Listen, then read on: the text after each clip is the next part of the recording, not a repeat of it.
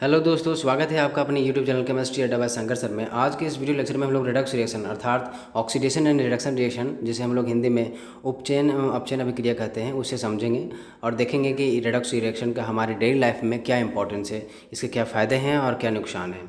तो आइए सबसे पहले ऑक्सीडेशन रिएक्शन को समझते हैं।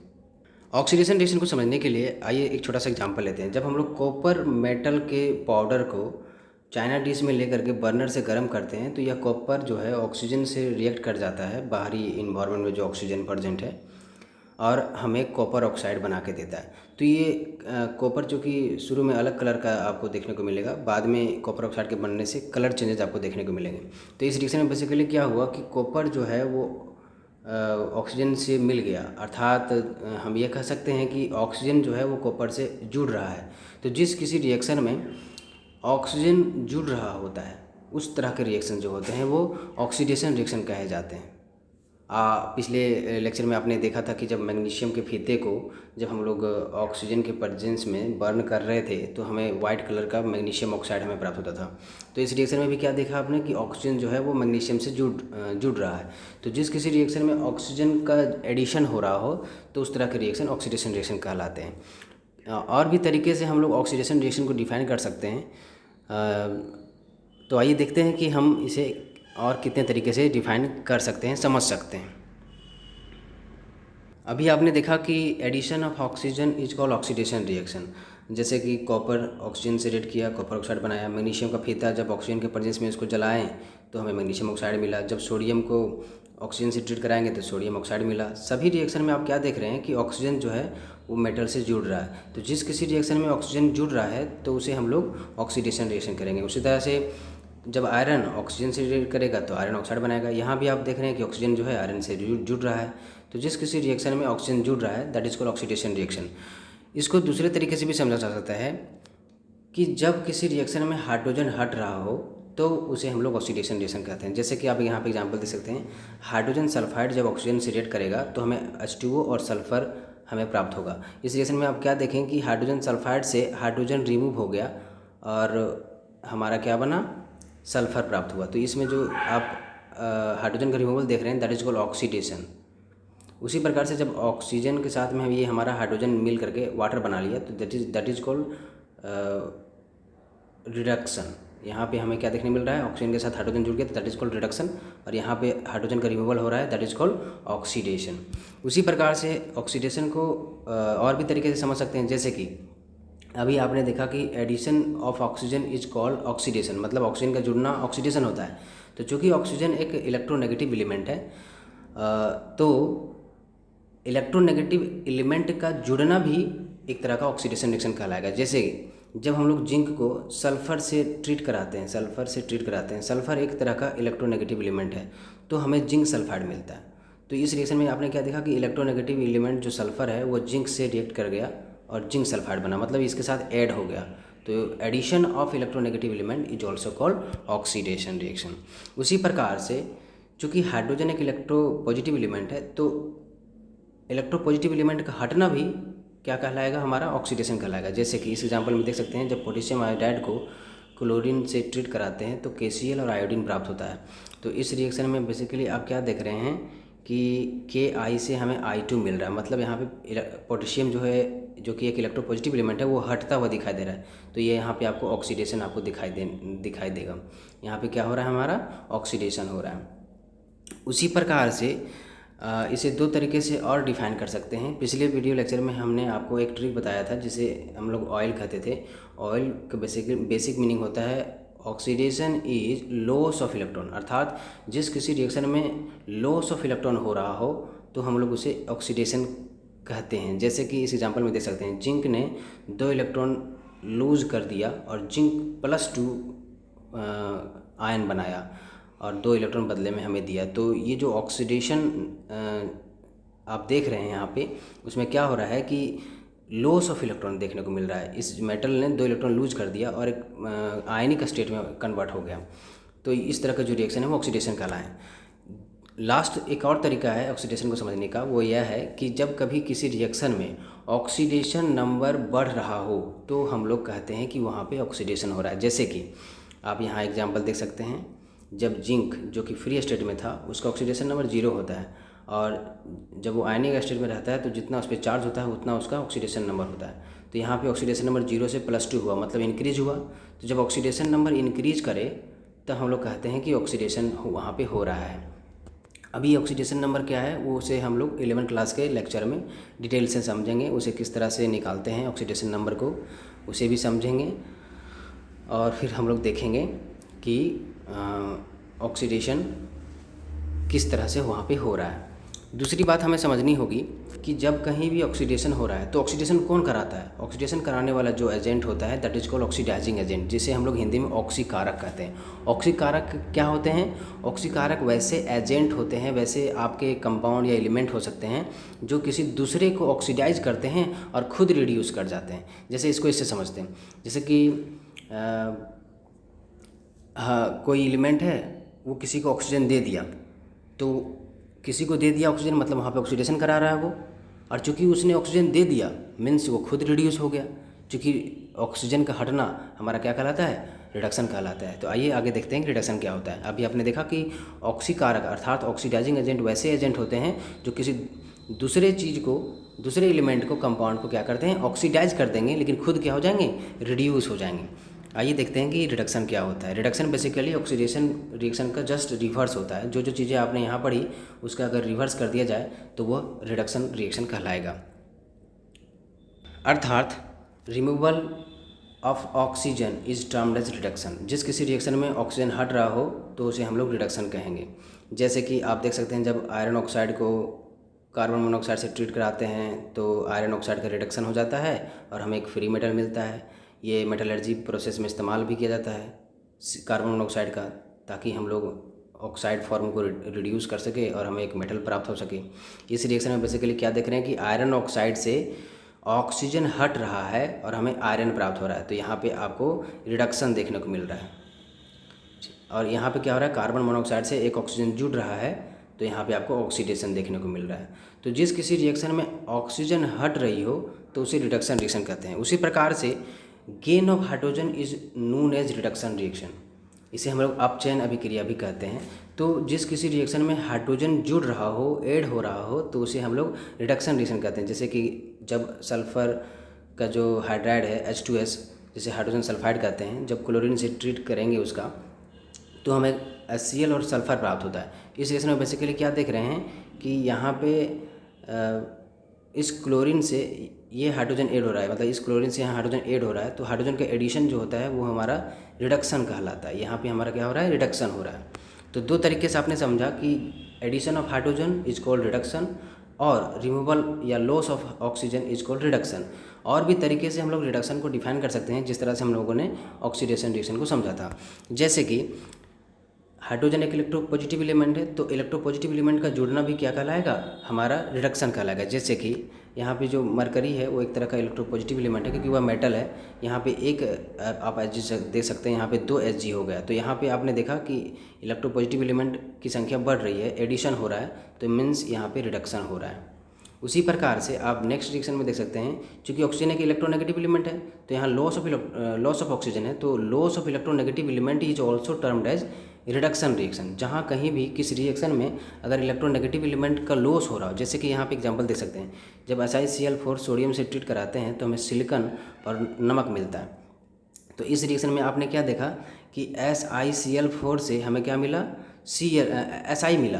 तो इस रिएक्शन में क्या हुआ कि क्लोरीन का लॉस हो रहा है। क्लोरीन चूँकि एक इलेक्ट्रोनेगेटिव एलिमेंट है तो यहाँ पे लॉस हो रहा है, इसलिए यहाँ पे क्या देखने को मिलेगा? आपको रिडक्शन देखने को मिलेगा। और सोडियम के साथ में क्लोरीन ऐड हो रहा है, सोडियम के साथ में हमारा क्या हो रहा है? क्लोरीन ऐड हो रहा है।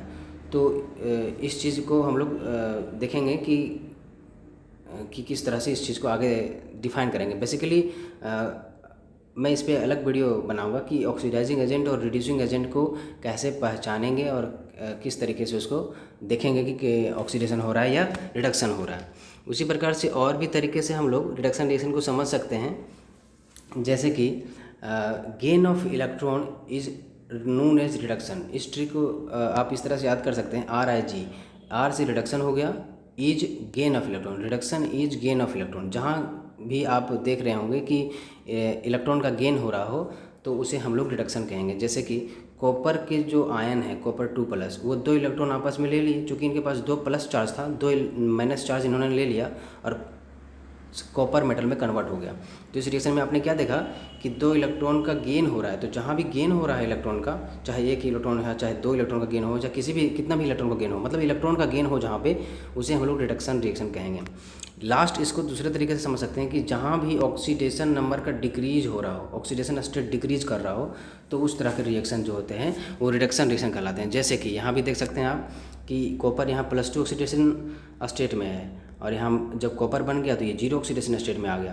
तो +2 से 0 डिक्रीज हुआ, ऑक्सीडेशन नंबर डिक्रीज कहलाया, मतलब यहाँ पे ऑक्सीडेशन हो रहा है।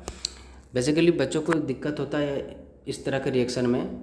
10th क्लास में पूछा जाता है, कोई रिएक्शन दिया रहेगा और उसमें पूछा जाएगा कि पहचानिए कि इसमें ऑक्सीडाइजिंग एजेंट कौन है और रिड्यूसिंग एजेंट कौन है, और कहाँ पे ऑक्सीडेशन हो रहा है, कहाँ पे रिडक्शन हो रहा है। इस चीज़ को बेसिकली आप ऑक्सीजन और हाइड्रोजन के टर्म में नहीं डिस्टिंग्विश कर पाएंगे। तो इस चीज़ को करने के लिए आपको ऑक्सीडेशन नंबर को भी समझना पड़ेगा। मैं इस पर एक अलग वीडियो बनाऊँगा कि किस तरह से ऑक्सीडेशन नंबर को फाइंड करते हैं, ऑक्सीडेशन नंबर क्या होता है, और फिर हम लोग कैसे पहचानेंगे कि कौन ऑक्सीडाइजिंग एजेंट है और कौन रिड्यूसिंग एजेंट है।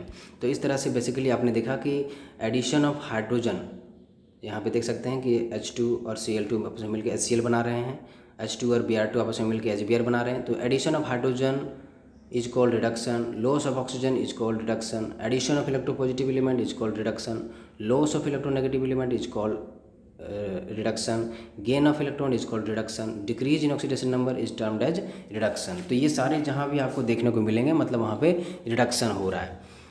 10th क्लास में आपको ऑक्सीडेशन रिडक्शन क्या होते हैं ये नहीं पूछता है।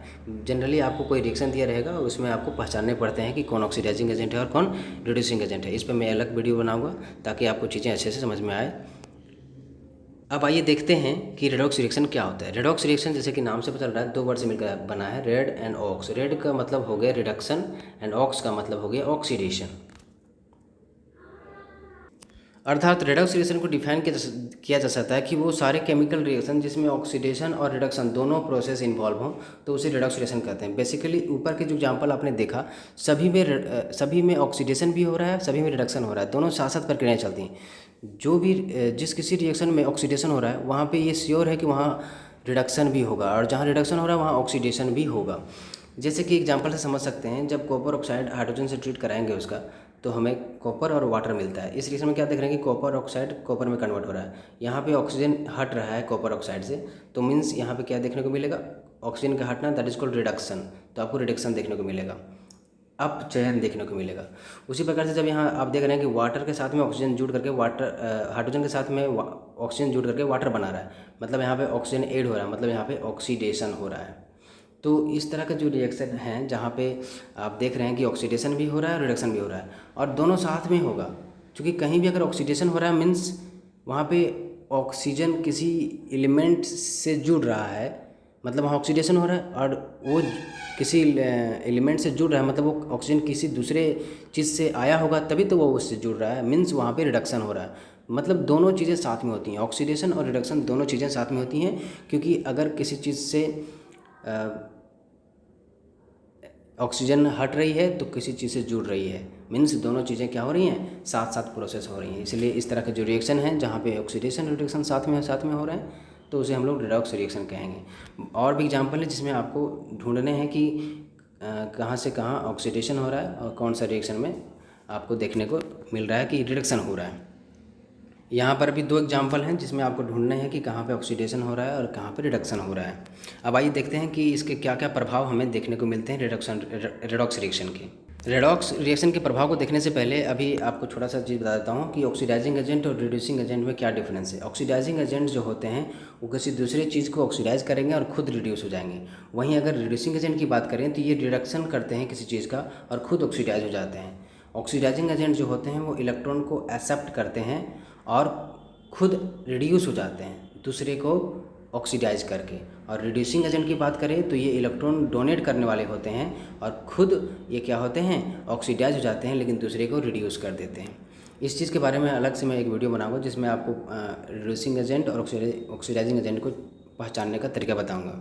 आइए देखते हैं कि क्या क्या प्रभाव आपको देखने को मिलेगा रेडॉक्स रिएक्शन का। रेडॉक्स रिएक्शन की वजह से आप संक्षारण की प्रक्रिया देखते हैं, लोहे में जंग लग जाना, सिल्वर कलर, जो सिल्वर के बर्तन हैं उसमें ब्लैक कलर आ जाना, कॉपर के बर्तन में ग्रीन कलर का आ जाना, ये सारे कोरोजन के ही प्रभाव हैं। इसको अलग से एक लेक्चर वीडियो बनाकर मैं समझाऊंगा कि कोरोजन क्या होता है, क्यों होता है। और एसिडिटी जिसे हम लोग कहते हैं विकृत गंधिता, खाने का ख़राब हो जाना, रखे रखे 2-4 दिन जब खाना रखा रह जाता है खुला में तो वह ख़राब हो जाता है, उसके अंदर से अजीब तरह का स्मेल आने लगता है, जिसको मतलब सूंघना बहुत ही डिफ़िकल्ट है, खाना का स्वाद चेंज हो जाता है और काफ़ी हमारे शरीर के लिए नुकसानदेह भी है। तो कोरोजन से हमारे पुल, घर, कार सब क्षतिग्रस्त हो जाते हैं, जहाज़ सारे क्षतिग्रस्त हो जाते हैं, डैमेज हो जाते हैं, एक्सीडेंट होने का खतरा रहता है। तो ये सारे इसके इफ़ेक्ट्स थे। अब आइए देखते हैं कि इसके क्या क्या एप्लीकेशन हैं। हमारे डेली लाइफ में रेडॉक्स रिएक्शन के बहुत सारे एप्लीकेशंस हैं, जैसे कि अभी 2 चीज़ें आपने देखी कि कोरोजन और एसिडिटी रेडॉक्स रिएक्शन का ही परिणाम है। हमारे आसपास जितने भी तरह के केमिकल रिएक्शंस हो रहे हैं सभी के सभी रेडॉक्स रिएक्शन के ही एग्जाम्पल हैं। जैसे कि जो बैटरी से हम लोग केमिकल एनर्जी से हम लोग इलेक्ट्रिकल एनर्जी कन्वर्ट करते हैं, दैट इज़ बैटरी, वहाँ पर भी क्या हो रहा है, रेडॉक्स रिएक्शन देखने को मिल रहा है। हाफ सेल आपको देखने को मिलेगा, half reduction cell, half oxidation cell, तो वहाँ पर भी रिडॉक्स रिएक्शन हो रहा है, जिसकी वजह से केमिकल एनर्जी से हमें इलेक्ट्रिक एनर्जी प्राप्त हो रही है। उसी तरह से टाइट्रेशन प्रोसेस में भी रिडॉक्स रिएक्शन देखने को मिलता है। टाइट्रेशन प्रोसेस में बेसिकली हम लोग एक अननोन सैंपल का स्ट्रेंथ पता कर लेते हैं।